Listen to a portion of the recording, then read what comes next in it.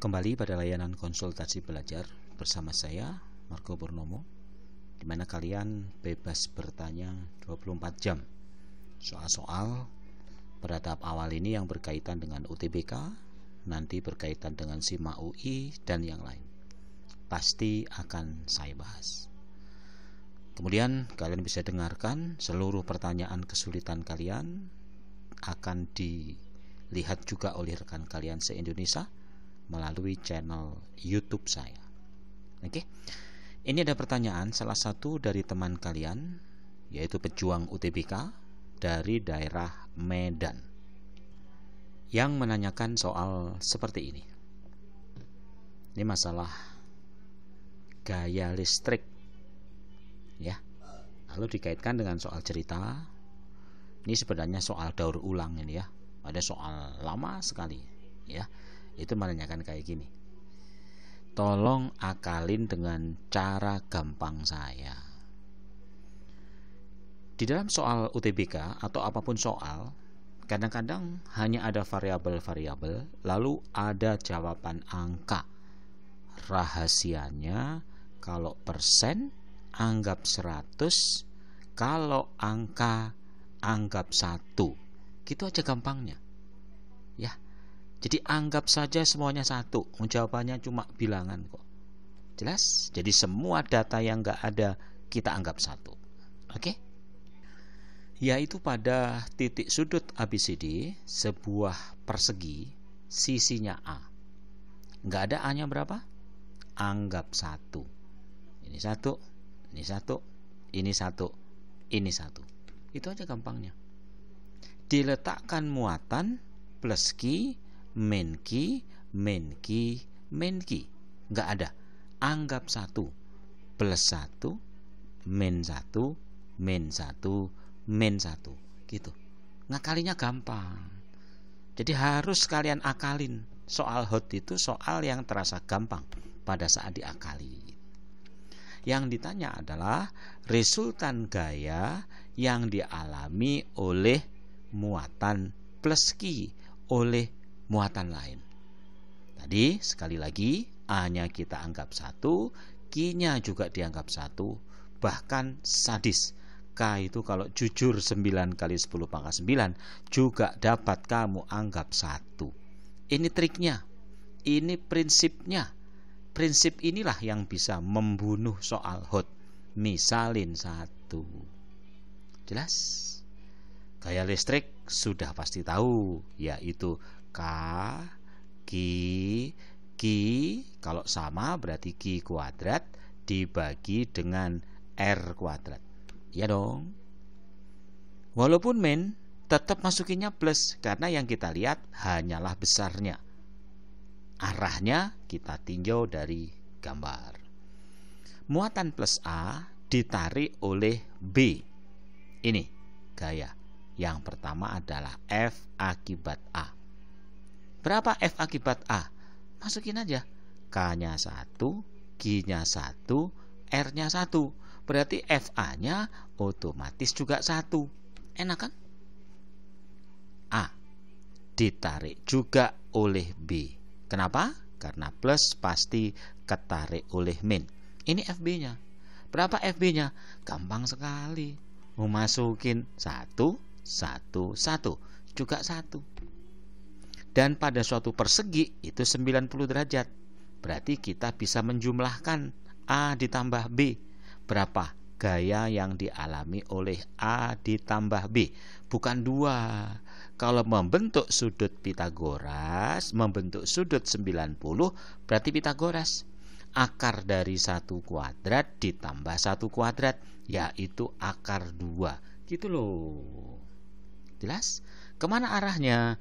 Karena ini adalah sama, berarti arahnya pasti pada arah diagonal ini. Nah, ini loh. Ini adalah hasil penjumlahan FA ditambah FB. Ngerti? Berarti sekarang tinggal kita cari FA akibat C. Kemana arahnya? Karena dia negatif, berarti dia juga ditarik. Ini loh, F antara A dengan C. Berapa jaraknya? 1 dengan 1, 1 dengan 1 itu akar 2. Berarti masukin sekarang. F akibat C adalah K 1, Q 1, R-nya itu akar 2, dikuadratin jadi 2, berarti jadi setengah. Jadi kalau ditanya berapa gaya yang dialami muatan itu, jumlahin semua. Berapa? Setengah ditambah dengan akar 2. Yaitu persis seperti jawaban D. Bisa ya? Coba cari pembahasan di buku manapun yang ada membahas soal seperti ini. Kamu obok-obok satu toko di buku Gramedia. Ya kan? Ada nggak yang bisa punya pembahasan seperti ini? Ya, inilah cara berpikir orang Yahudi dan orang India sehingga dia bisa menguasai dunia ini. Soal-soal yang sulit jadi gampang karena dimisalkan. Bisa ya? Ikuti ide-ide saya. Apapun soal itu nampak gampang gitu loh. Ya. Baik ya, itulah kira-kira pertanyaan yang pertama. Lalu pertanyaan yang kedua, ada lagi soal seperti ini dalam bentuk bacaan. Ini contoh soal lagi, ada yang menanyakan. Mungkin bisa kamu pause rekaman ini, kamu pahami, nanti lihat pembahasan gampangnya. Oke? Setelah kamu pause rekaman ini, maka saya bisa membahasnya dengan melihatnya menjadi mudah, yaitu pahami bacaan, pahami gambar. Diketahui di sini bahwa suatu alat pemilih partikel, tahu, untuk memisahkan emas atau apa gitu menggunakan prinsip seperti ini, yaitu suatu konduktor keping sejajar jadi seperti kapasitor, di mana antara dua keping ada beda potensial sebesar V dan jarak antar keping adalah sebesar D. Ini jaraknya ya. Udah, itu saja data yang diperoleh dari soal dan saya sudah bisa lupakan bacaan tersebut. Oke? Saya lihat soal sekarang. Soal yang ditanya adalah kuat medan listrik di antara kedua keping itu kemana? Masih ingat kuat medan listrik? Electric field. Makanya lambangnya E, singkatan dari bahasa Inggris, electric field. Apa itu medan listrik? Force by charge. Charge itu lambangnya Q dari bahasa Inggris, quantity of the charge. Bisa? Lalu bisa juga medan listrik itu adalah K Q per R kuadrat. Biasakan menggabung rumus. Q besar itu yang diam, Q kecil itu yang bergerak. Bos diam, anak buahnya yang bekerja. Dan E itu bisa juga V dibagi R. Voltage, voltase dibagi dengan R, radius, jaraknya ke pusat. Khusus untuk dua keping, maka R-nya itu diganti jarak, distance, makanya D. Bisa ya? Tolong gaya-gaya menghafal rumus seperti ini harus kalian tahu. Lalu kemana arahnya? Arahnya dari positif ke negatif. Berarti dia vektor, sehingga kalau menjumlahkan bisa ditambah atau dikurang kalau segaris. Tapi kalau membentuk sudut, maka dia pasti Pitagoras, E1 kuadrat ditambah E2 kuadrat. Dan satu lagi, ada hukum Gauss yang mengatakan bahwa E itu adalah muatan persatuan luas dibagi permeabilitas listrik. Ini bisa ya. Makanya tolong ya, bikinlah ringkasan rumus tapi ikutin saya. Rumus itu jembrengin ke kanan. Ini semua rumus medan listrik. Medan listrik langsung keluar rumus. Semuanya selesai. Istilah saya, satu rumus jangan dipecah-pecah, jadiin satu. Sesungguhnya rumus nggak banyak. Saya itu punya rangkuman rumus yang paling baik di dunia. Rumus fisika itu seluruhnya cuma 99.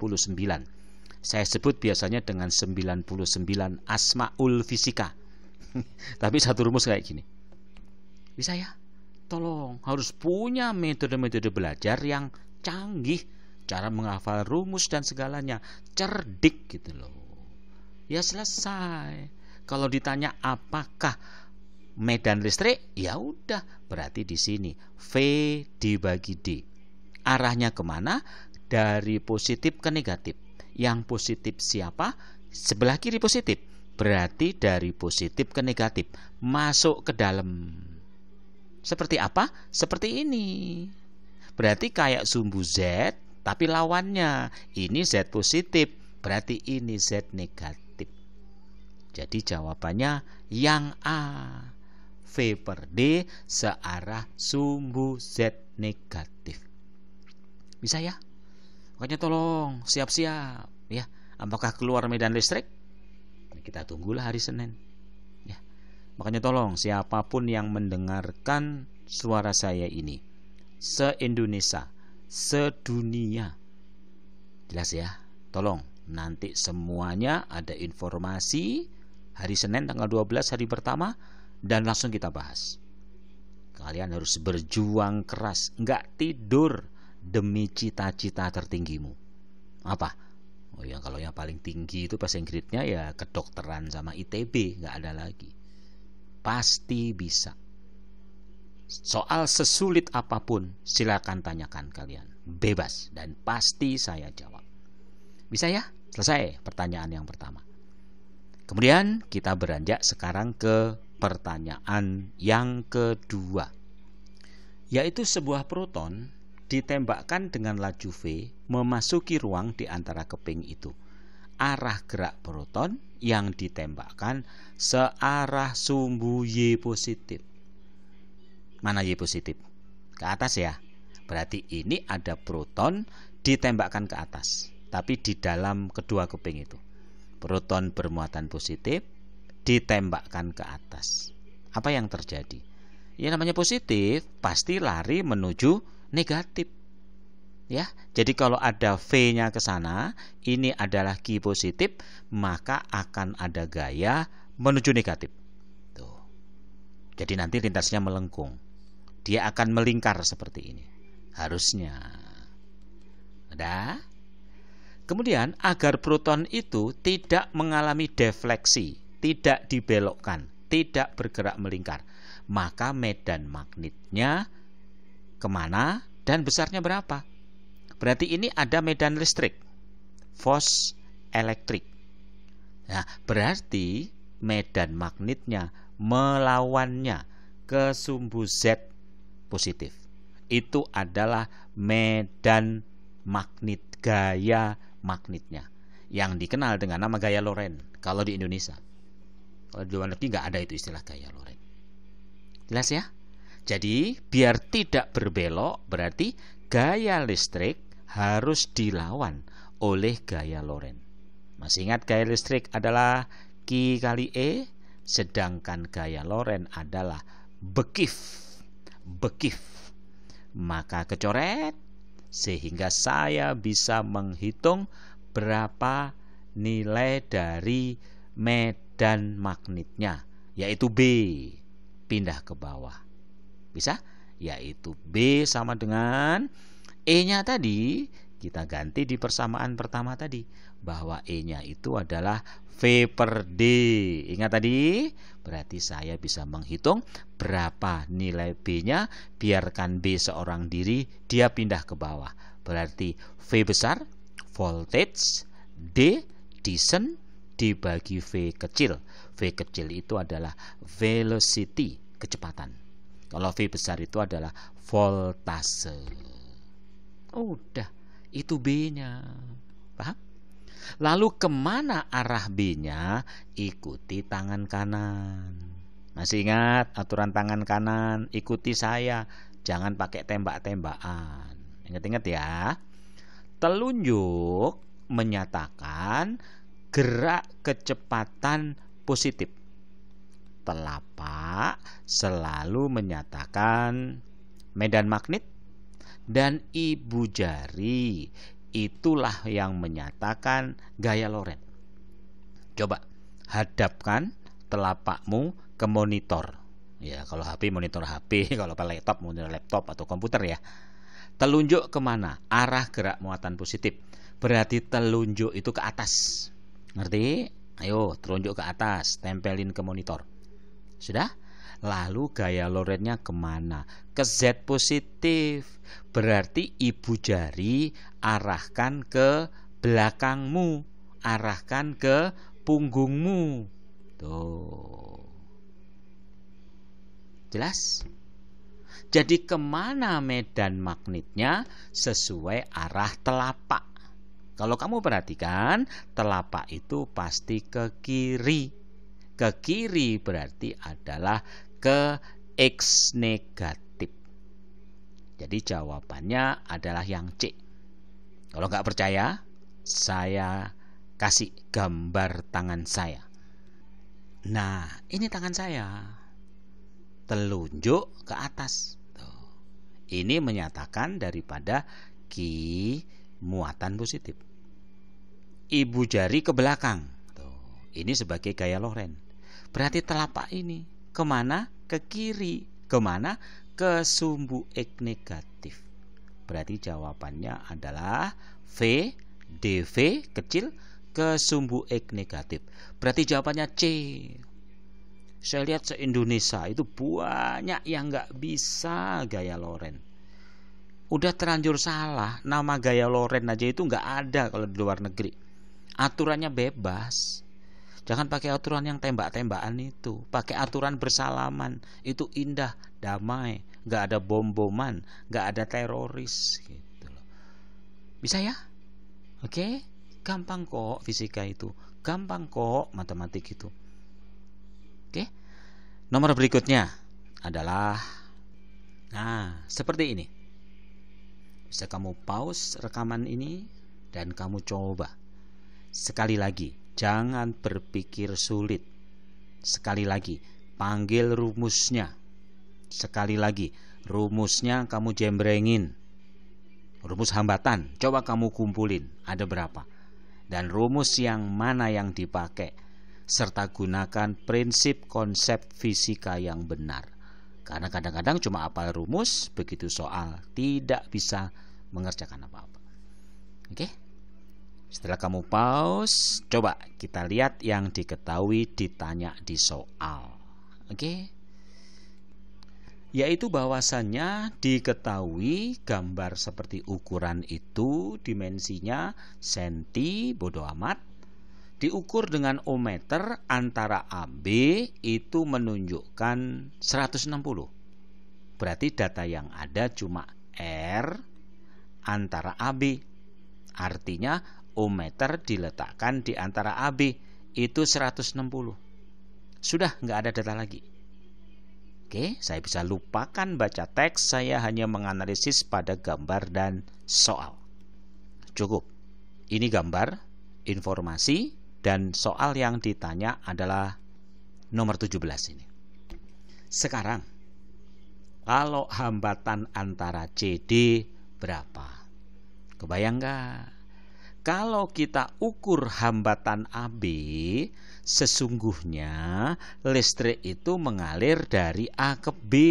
Jadi listriknya seperti ini. Dan kamu harus sudah tahu rumus hambatan itu. Ayo, ada berapa biji rumus hambatan? 1, R sama dengan rho L per A. Rho itu jenis, L itu long atau length, A itu area, square, luas penampang. Betul? Rumus hambatan lain masih banyak loh. Bisa juga kayak gini loh, R0 1 plus alfa delta T kalau ada kenaikan suhu. R itu bisa V dibagi I kalau hukum Ohm. R itu bisa R1 ditambah R2 kalau seri. R itu bisa R1 kali R2, R1 tambah R2 kalau paralel. Ya, jadi tolong gabungin rumus-rumus seperti itu. Jangan ngapalin satu-satu. Nah, ini yang terjadi hanya L dan A, berarti kita gunakan rumus R sama dengan rho L per A. Masukin datanya AB 160, rho-nya biarin. Pada saat mencari AB berarti panjangnya adalah 40. Ya dong? Dan luas penampangnya siapa? Ini luas penampangnya. Panjang kali lebar 5 kali 8 juga 40.